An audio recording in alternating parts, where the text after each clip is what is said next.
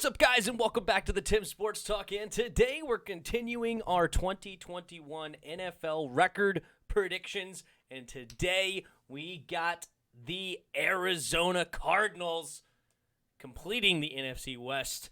And let's check out their roster. Starts with the former number one overall pick, Kyler Murray, the dual threat phenom. And I love me some Kyler Murray, okay? He was awesome last year. Unfortunately, he did get hurt, which slowed him down. But he was on the MVP race. He was on pace for 1,000 yards rushing and 4,000 yards throwing. The first quarterback to have ever done that, if he will ever complete it.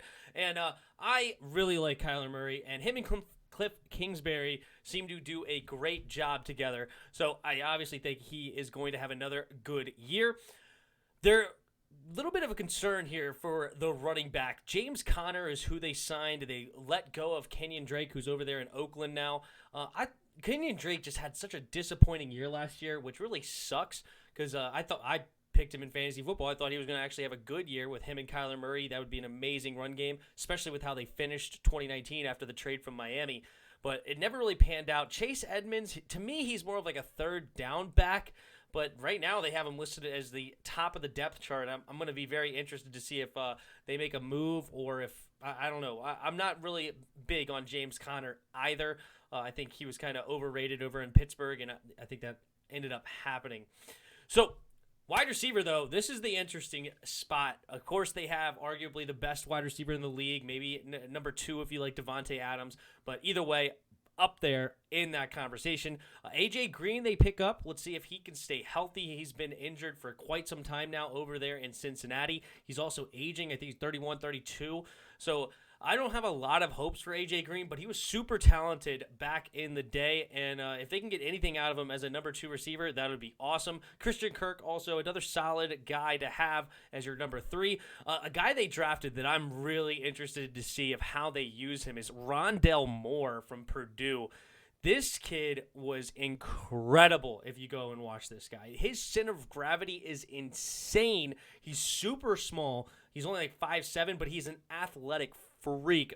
I believe he runs a 4.29 40-yard dash. He also has like a 43-inch vertical or something like that, something insane. The dude is athletic, fast, and you can use him in all sorts of ways. I'm very interested in the creativity if Cliff Kingsbury can use Mr. Rondale Moore. I hope they use him in a lot of ways because I wanted the Skins to get him. But the one big problem, and honestly it's the whole problem with this team right now, is they like to go after guys with injury problems, as I've talked about already. A.J. Green, James Conner, Rondale Moore, and there's going to be a lot more on here. And that's going to be a big deciding factor of what this team is going to do, of how healthy they can stay. If they can stay super healthy, I think they're a decent team. Not great, but decent. And but I'd imagine half these guys on the team, half the injury-prone guys are probably going to get injured again, and even more likely than not, even more than that, to be honest. So that's the wide receiver position. They need new tight ends. Their tight ends are pretty disastrous. The offensive line is okay. Humphreys is really, really good for them. They picked up Calvin Beachum from the Jets. He's okay. Justin Pugh is actually not, well, I don't know. He was on the Giants, and Giants had a terrible offensive line for years. I don't know. This offensive line, I don't know if they've really done any favors for Kyler Murray. He really just has a left tackle, and the rest of the guys are kind of patchwork, in my opinion. Then, if we move over to the defense, they went and signed J.J. Watt to a pretty big contract, actually, a lot bigger than a lot of people thought. He ended up getting paid 2 years, $31 million. I talk about another guy just injury-prone. Their nose tackle situation is pretty concerning, not really big on any of these guys. Their other end isn't great.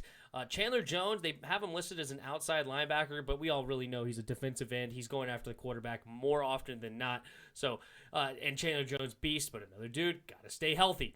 Their linebackers are going to have a huge, important job. This may be where the difference lies of how good can these young linebackers really pair together. They drafted another first-round linebacker back-to-back years now.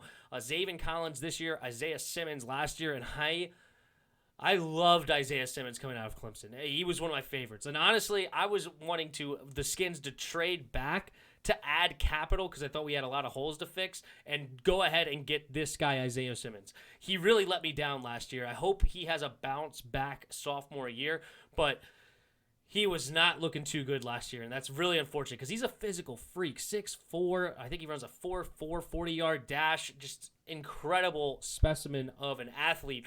And Zaven Collins, much, much slower, but another long guy. So both their linebackers are going to be really long and lanky dudes that could eat up the zone in the middle of the field. So this is going to be a big deal, especially with the weak defensive line. They have good edges, but the interior of the defensive line is definitely a big question mark. Those linebackers are going to have a huge job, especially in the run game. And I don't know, they're young and inexperienced. And then in the secondary, they let go of Patrick Peterson. They brought in Malcolm Butler, which was a must. They had to do something to replace him because Byron Murphy's a young guy that they hope that can develop. He definitely improved from year 1 to year 2, but the rest of their lineup is very, very questionable in the secondary. If they lose either two of their starters, they're in huge trouble. Budda Baker, obviously a fantastic free safety. So overall, I am not super high on this depth chart. I don't know if I really like what Cliff Kingsbury's doing, to be honest. As I said, I really like Kyler Murray. I think DeAndre Hopkins is awesome. But outside of that, you have talent, but they're injury prone. And that's the scary part about this team. But go ahead, let's hop into their schedule and break this down. So I got them starting off week 1 at Tennessee with a loss. I think Tennessee's a really good football team. They added Julio Jones. I don't think the Cardinals are going to be too lucky to travel over there to Tennessee, and I think they go down. I also think I have them losing to Minnesota, to be honest. So I think they're going to go down 0-2, but they bounce back and beat Jacksonville. I have them splitting with the Rams, so I'm going to say they're going to win at home. So this one's at the Rams, so they're going to go down 1-3. I have them also splitting with the Niners, so I'll give them the win here since I'll give them the home game, so that's 2-3. I have them losing to the Browns. Browns are a phenomenal team. That run game is insane. And I already talked about their weakness against the run. I think that's going to be quite evident once they go up in week 6 against the Browns. They have them beating Houston, so that puts them at 3-4. I have them losing to the Packers. I don't think they're going to have enough to beat, especially since Rodgers is back. I have them splitting with the Niners, so I'll have them lose this one since I had them win the first one. And that puts this, at 3-5 or 3-6. I have them losing to the Panthers. I have them splitting with Seattle, so I'll have them losing again. I actually have them losing on the road to the Bears. I think by this point, Justin Fields will be in the game. And just like last year, the Bears actually had a good second half for the season. I'm going to think they are going to do the same once they got the mobile quarterback of Justin Fields. Andy Dalton's going to look horrible. He might be gone by week 4 or 5. And then once they brought back Mitch Trubisky compared to Nick Foles, the offense looked a whole lot different once they had that dynamic of a quarterback that can actually move. And Justin Fields is a way better runner than Mitch Trubisky.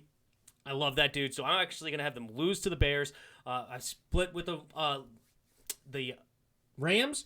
I have them beating Detroit, losing to the Colts, losing to Dallas, and then I'll give them the win at home against Seattle to finish the year. But honestly, that puts them at 6-11. I am not high on the Cardinals this year, even though I really like Kyler Murray. The rest of the team is very, very question mark and very, very injury prone. And a couple of holes on this team, to be very, very honest with you. So not high on the Cardinals, 6-11. But you guys let me know what you guys think down in the comments below. Hit that like button. Hit that subscribe button. Also, in the description below, there's a Discord link. Hop on our Discord and come talk some football. And last but not least, there are donation links in the description below. If you feel so kind, you could donate to the channel. Kyler Murray, I'm afraid his career is going to start wasting away over there in Arizona with Cliff Kingsbury. I think a new coaching regime is in the works. I think Cliff Kingsbury is probably on a hot seat, and I think it's deservingly so. I don't think they're doing a great job. But until next time, see ya!